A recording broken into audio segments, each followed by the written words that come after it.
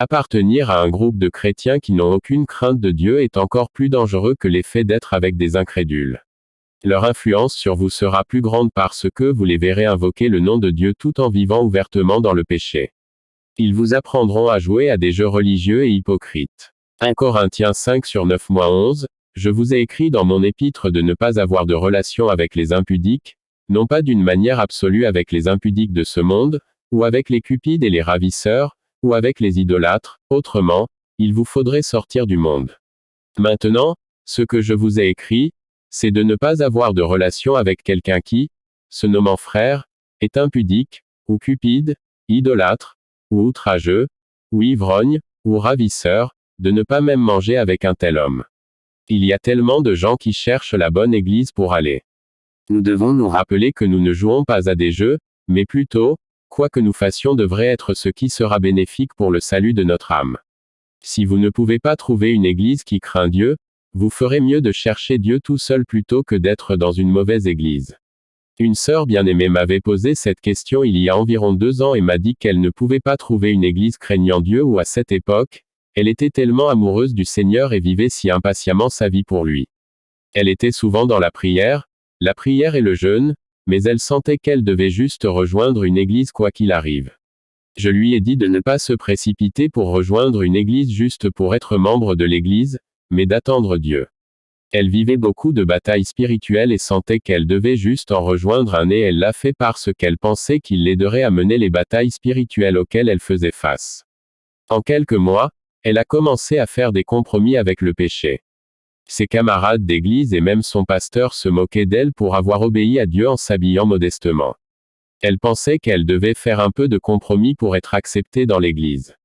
Elle priait beaucoup mais maintenant sa vie de prière commençait à mourir. Maintenant c'était dur d'entendre Dieu et elle retournait lentement dans ses péchés.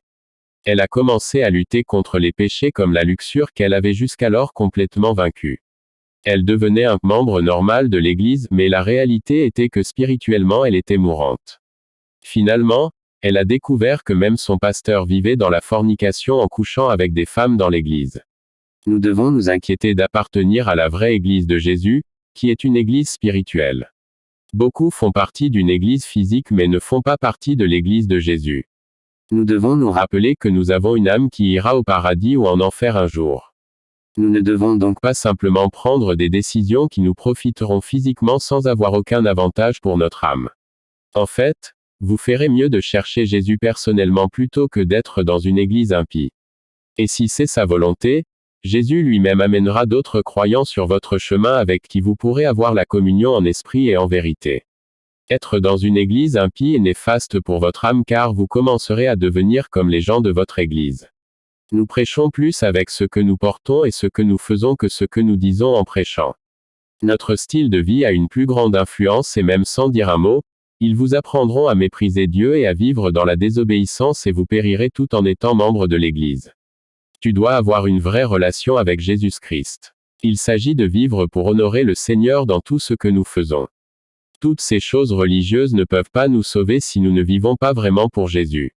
Notre communion est avec le Père et son Fils et quand il s'agit de la communion chrétienne, c'est avec des gens qui ont les mêmes idées, des gens qui ont la crainte de Dieu.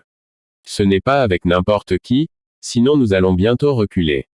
Les gens se sentent obligés de rester dans des églises impies parce qu'ils disent que la Bible dit de ne pas abandonner l'assemblée.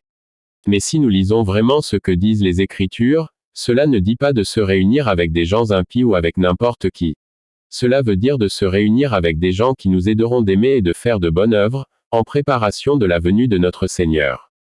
Et si les gens avec qui vous vous rassemblez n'encouragent pas votre obéissance à Dieu, mais plutôt la tuent, ce n'est pas la volonté de Dieu que vous vous réunissiez avec eux. Hébreux 10h24-25, et considérons-nous les uns les autres comme provoquant l'amour et les bonnes œuvres, ne pas abandonner l'assemblée de nous-mêmes, comme la façon de certains lestes, mais s'exhorter mutuellement, et tant d'autant plus que vous voyez le jour approcher. Cela ne veut pas dire que vous ne pouvez pas vous connecter avec des chrétiens qui ne vivent pas pour Dieu, vous pouvez vous connecter avec eux parce que c'est ainsi que vous pouvez avoir l'occasion de leur prêcher. Mais appartenir à une telle église tuera ta vie spirituelle et tu la paieras avec ton âme. Ils vous apprendront une vie d'hypocrisie et à jouer simplement à des jeux religieux. Jésus cherche des vrais adorateurs qui l'adoreront en esprit et en vérité. Il ne s'agit pas de chercher l'acceptation de l'homme, mais de Dieu. La vie est très sérieuse et nous devons nous assurer que les choix que nous faisons sont au profit de notre âme.